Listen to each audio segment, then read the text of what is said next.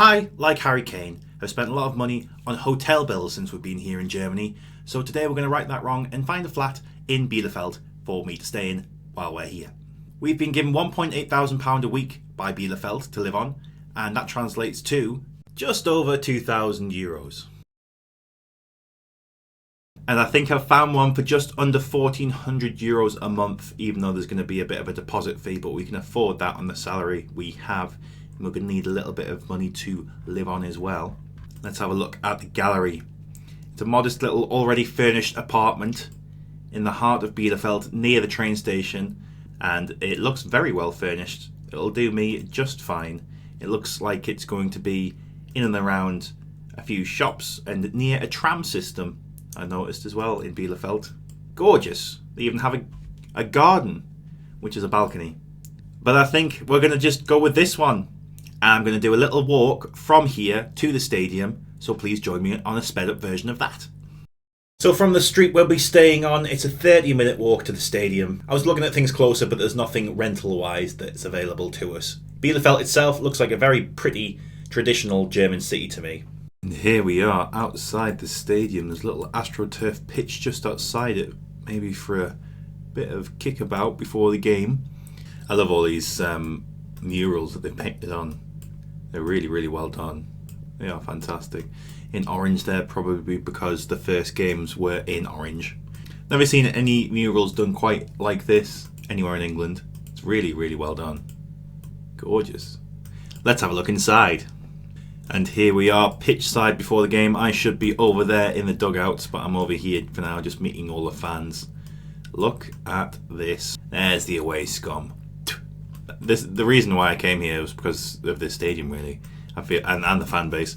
I feel like they're really well equipped to become big time pretty quick, and I'm just the final stage before we get to that point. It looks like they've got a little hotel like they do at Norwich. I think that's where I was staying actually, for those months where I didn't have a flat.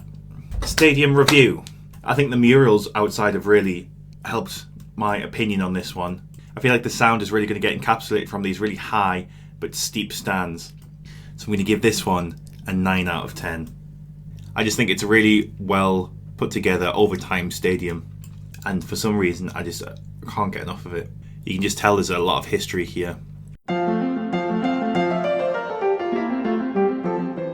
Right, let's get into the first game of the season. If you didn't catch yesterday's episode, we had a massive transfer window where we signed 12 players for the first team and got rid of a lot of more dross.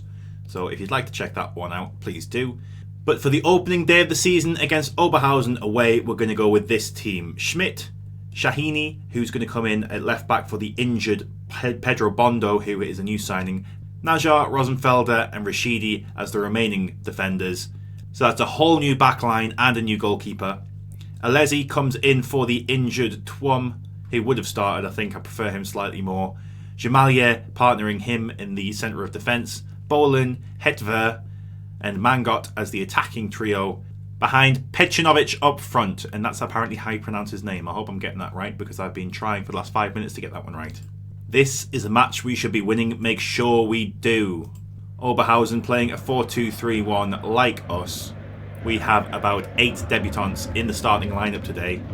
I'm really predicting a title push or promotion charge this season, or I'm hoping for, at least with the business we've done.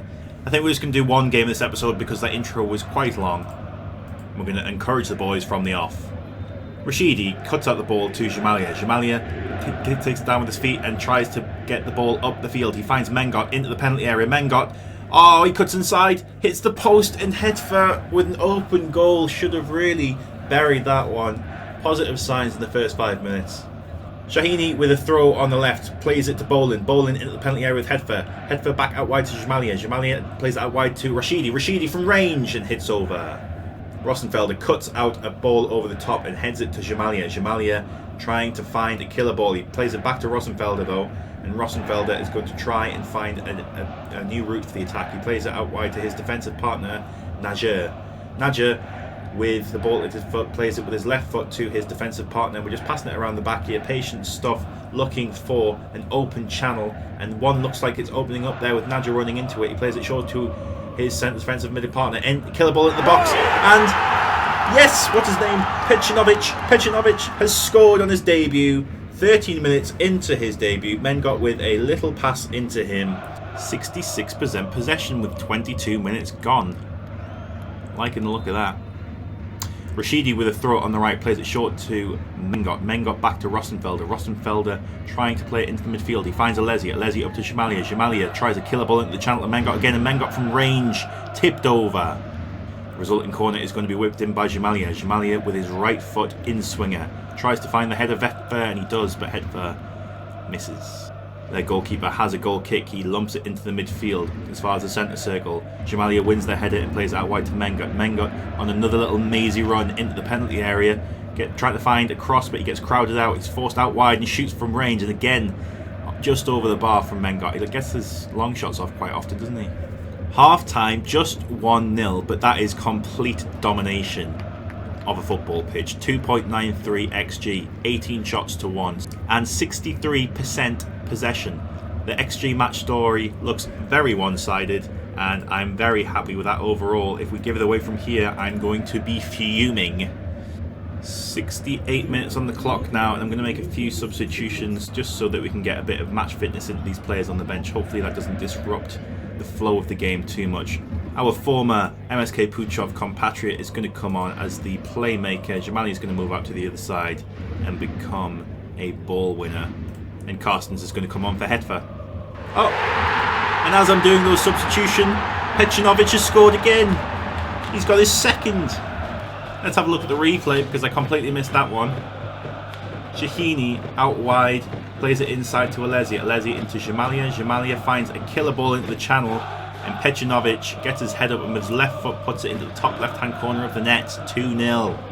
Jamalia looking tired now, so he's going to come off for Schneider, who's going to be the new ball-winning midfielder in the middle of the field, the captain. They have a free kick just outside the penalty area, whipped into the middle, and it's just outside the... Oh, we'll charge it down though for Shahini. That's what we need. We weren't doing that at the start of the end of last season. A lot more commitment from these new signings. We're trying to get out again to them to try and close it down. Hopefully they don't get a killer ball into this massive amount of space they have on this right hand side and make me look like a fool. But we are doing quite well to plug up these holes, but it is a bit worrying that they have this ball at the back and they've tried to play it over the top, but we win it back. And Pecinovic is up front trying to get his hat-trick. He plays it out wide to Bolin. Bolin with the ball on the left, but he's crowded out. He plays it inside to Kevin Carstens, who's just come on, who makes a killer ball over the top. And Pecinovic does get his hat-trick. What a little great ball that was from Kevin Carstens. Maybe he should be in the starting lineup over Hetver, who missed that sitter in the first half. Let's have another look at this little ball from Kevin Carstens. What a great little ball into the channel to find Pecinovic, to find his hat-trick. 3-0. They have a corner on the right. Can we keep the clean sheet with less than 5 minutes to go? It's whipped in, but Rosenfelder deals with it. It's still in the penalty area with the ball at their feet. They're playing it outside and then into the penalty area. They shoot and they do get their consolation goal, which is a bit of a kick in the teeth. But it is what it is.